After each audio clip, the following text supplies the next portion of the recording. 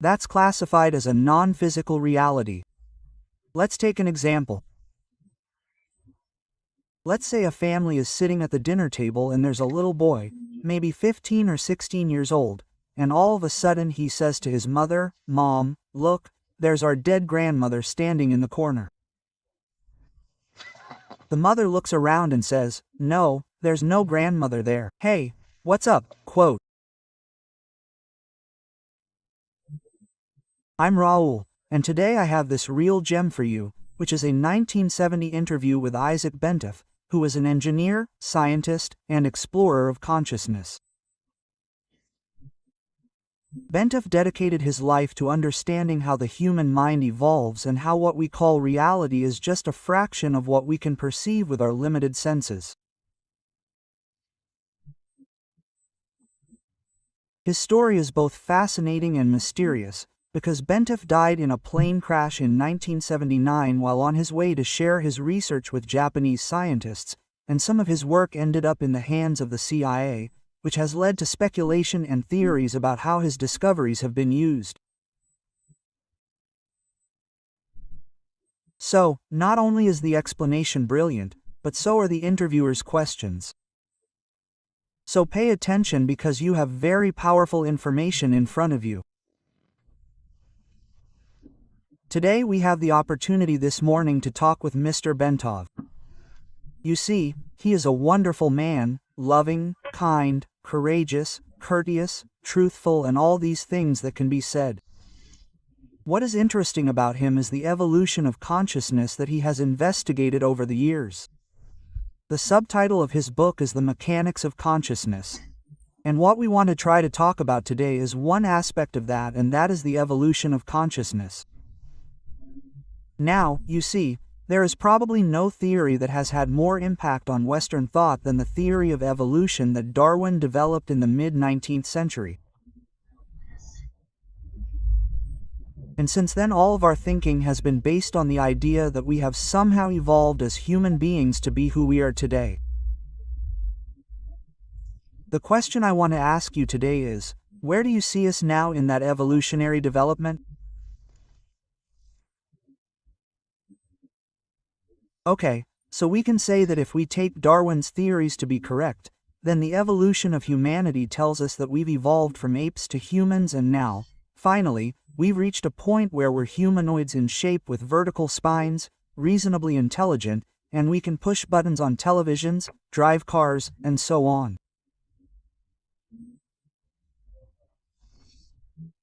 And what I'd like to do is maybe draw a little diagram, but don't worry, it's not very scientific. Look, let me draw what's called a bell curve, which looks like this. It's used to describe random events, and this is how it works. Look, let's take the following situation.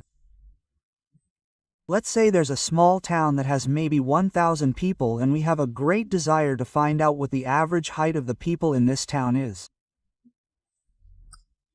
So we come in with a ruler and we start measuring these people.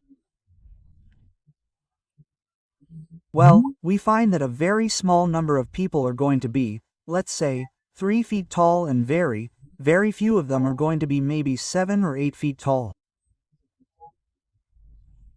The majority of the population is going to be right around here somewhere. That is, the average or median height of these people would be about 5 feet, 6 or 8 inches, something like that. So what we find here is that this bell curve gives us a good picture of where the bulk of the population is. That's what typifies the population. And we can use this diagram also to describe evolution. So the bulk of the population today is intelligent, well, kind of intelligent, bipedal with a vertical spine, and who push buttons on the television and drive a car, and so on. Okay, now there are some who are in the back, very few people who are still gorilla-like, right? Who beat their chests when they see their neighbors and some other things. And then we have other people who are in this right-hand corner, very few of them, but they are very highly evolved. Because we say that evolution is now pushing humanity in this direction to the right, away from the gorilla types towards the very highly evolved people. Now, this point right here, what's going to happen maybe 1,000,000 years from now, 500,000 years from now? Well, this curve is going to shift to the right, it's going to move like this. That is to say, the majority of the population will be very, very evolved. We will have completely moved away from the gorilla types, there will be no gorillas anymore. And what we have here now is that the average man is now the person. In evolutionary terms, the majority of the population is very, very evolved. And the ones over here to the right, here are the people who are the most highly evolved. We can't even imagine what kind of person that would be. They might not even have a physical body. Now, this group over here, well, you just go and find them out there and in the habitat of this group. What do you think? Where do you think you'd find these people? Well, I suppose you'd find them in universities. You'd find brilliant people who are at the forefront of their professions, who are very intellectual. Well, I think you would find them in mental hospitals and in nursing homes. The reason is that these people live in a very different reality. They live in a changed reality and few of them are adapted to live in this reality. So naturally they can't function very well. So the only safe place, the only good place for them, would be the mental hospital, unless they can integrate their different view of reality with their daily life. Now, if they could integrate it, then we have people like Newton or like Darwin or Faraday. These are the so-called geniuses.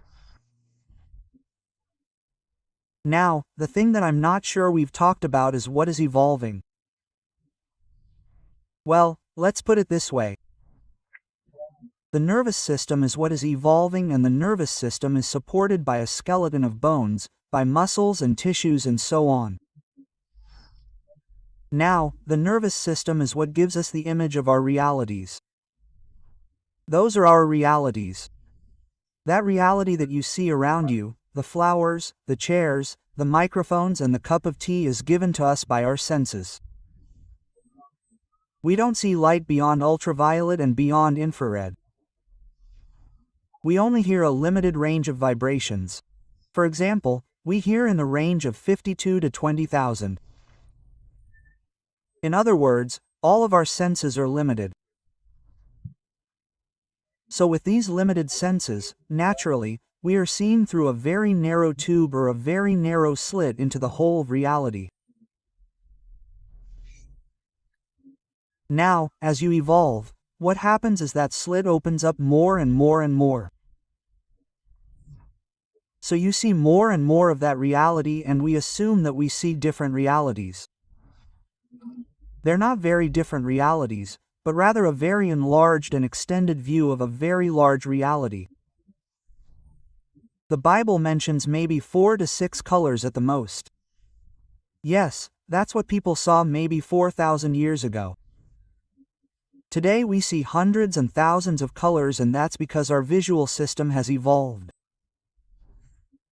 Our fellow mammals like cows and horses only see in black and white. This is an example of the evolution of the nervous system. The senses are an extension of our nervous system. Our eyes, our ears are an extension of our brain, so to speak. You talked about people who were mutants, either in mental hospitals or geniuses. These are people who have an expanded perception and therefore can see a reality that normal people at this stage of evolution are not able to see. Right? What is the nature of that reality that they can see? That is classified as a non-physical reality. Let's take an example. Let's say a family is sitting at the dinner table and there is a boy who is perhaps 15 or 16 years old, and all of a sudden he says to his mother, "Mom, look, there's our dead grandmother standing in the corner." The mother looks around and says, "No, there's no grandmother there." And she says, "Well, boy, there's something wrong with you. You need help. I think you're crazy." Quote, so she takes him to the neighborhood psychiatrist and the same thing happens. The psychiatrist asks him, "Tell me, boy, what do you see?" "Well, doctor, don't you see this guy standing over there in the corner?" The psychiatrist says, "No, there's no such thing." So the psychiatrist says, "Young man, you're in trouble." And then he writes a little prescription for medication or electric shocks or whatever. And pretty soon, within 2 weeks, this guy is back to normal, very normal. He can't see anything anymore. Yes. So the process has been reversed. This is called a psychotic episode or a schizophrenic break or whatever. And what you would say is that there's a good chance that this guy had a spontaneous opening of his senses. So, do you mean that evolution was accelerated or rushed? Yes. And that does happen. There are techniques for doing this. Eastern people, the yogis, have developed systems for pushing the nervous system quickly, but very often it happens spontaneously, without anybody trying to do anything about it. It just happens naturally. In ancient times, these kinds of things used to be called miracles, and today there are no miracles anymore. Now, that's quite interesting because you think about what you call the spontaneous opening of consciousness, and in ancient times it was called a miraculous event, heightened consciousness, a time of great revelation, so to speak, God speaking to you. Yes. Now take this fellow, St. Paul. He's walking or riding towards Damascus in ancient times, and all of a sudden a great ball of white light appears to him and comes down.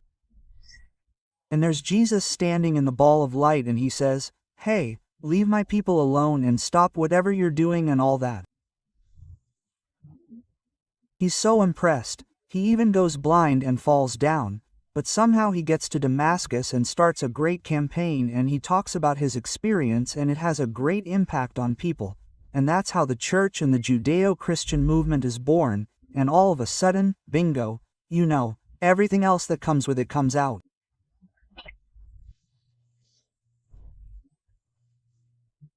Now, let's suppose the same thing happened in this individual, St. Paul. Let's say he's driving on Route 128. Yes, driving on Route 128, and he's not going to Damascus. So this individual is driving under the influence of alcohol, and all of a sudden a big ball of light comes down in front of him, on his windshield, and Jesus is standing in front of him. He's very shocked, and his driving, of course, becomes unstable. And of course, a policeman comes up behind him and says, "Sir, can I see your license and registration?" This individual is all shocked, and he's still mumbling something about Jesus, and the policeman says, "You must be driving under the influence." So he arrests him, and then they take him to the police station, and he's still under the influence of alcohol, and then they call an ambulance and they take him to the psychiatric hospital. And now at the front desk they do a brief interview with him, and then the attendant records in the book that this individual came in with an acute psychotic or schizophrenic episode with religious overtones, and that's it. And that's what we did with the miracle. We take the miracle and grind it down to dust. So nobody sees miracles anymore. Everybody complains that in Bible times, on every page of the Bible, there were 1 or 2 miracles, and now there are no more. That's what we're doing with miracles. We're just crushing them. What is evolving? You talked about the nervous system evolving, but is there something else that's evolving that's capable of perceiving this higher level of reality? We have this notion of the soul. Most people, well, talking about the soul is something non-physical. This soul thing is very theoretical. And so when you go to church, you take this soul out of the closet and polish it up a little bit, and then you go to church and you're with your soul, and then you come back and you put it back in the closet until next week. And that's the average person's idea of the soul. But it's not really like that. I mean, we don't have souls, it's the other way around. A soul has us. So that's what evolves. The permanent, the eternal, is the soul, and the body is something disposable that you use like a car, say 80,000 miles, 100,000 miles, and then you throw it away and that's it, you get another one. So the driver is the soul that uses the body for a while and then wears it out and gets another one eventually. And it's the soul that's undergoing the evolution, not our personality, not our physical existence. The soul is the repository of information that we gather during a lifetime. Well, maybe we should draw another diagram. Okay. The physical bodies are here, and another physical body, and this is the physical level. This is Joe, this is Jim and Sarah, and so on. Now, clearly on the physical level we're separate. You sit there and I sit here and we're all separate. And now let's draw another level. This level is a little bit higher, and let's call it the soul level.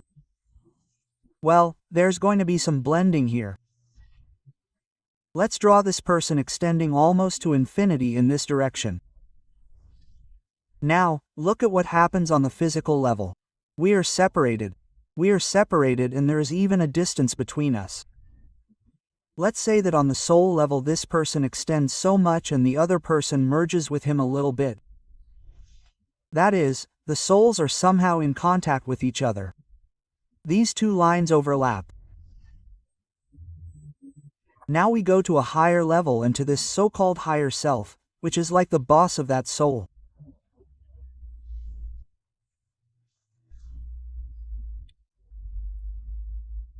There we find that the higher self of this person extends so much and the higher self of the other person extends also so much, and there is more overlap between them.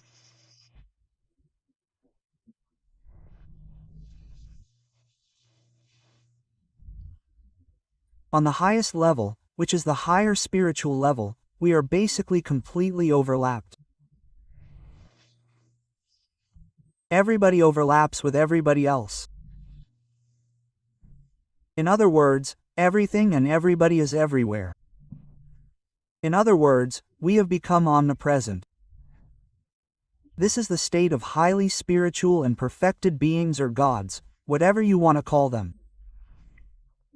So we exist on all these levels simultaneously, but we are not aware of it. So, from your perspective, did we all start out somewhere a long time ago as some kind of indifferentiated matter that slowly, over millions of years, evolved into a very complex organism that we now call a human being, and has a nervous system that, at this point in time, we understand as being sensitive to certain levels of reality through our eyes, ears, nose, and other senses? And that's what we call ordinary material reality, which allows us to drive cars and go about our daily business. However, there is an evolutionary movement that will continue to push us beyond where we are today, and what will be pushed is the soul, and at some point we will have these experiences of higher consciousness where higher realities are not just seen but lived, and we will eventually come to perfection. That's right, whether we like it or not. And we can speed this up. Yes. If you use meditation techniques that push the nervous system much faster than the normal evolutionary rate. Those techniques are available, but ultimately you don't need to do anything because it will happen anyway. Wow, what a grand and brilliant vision.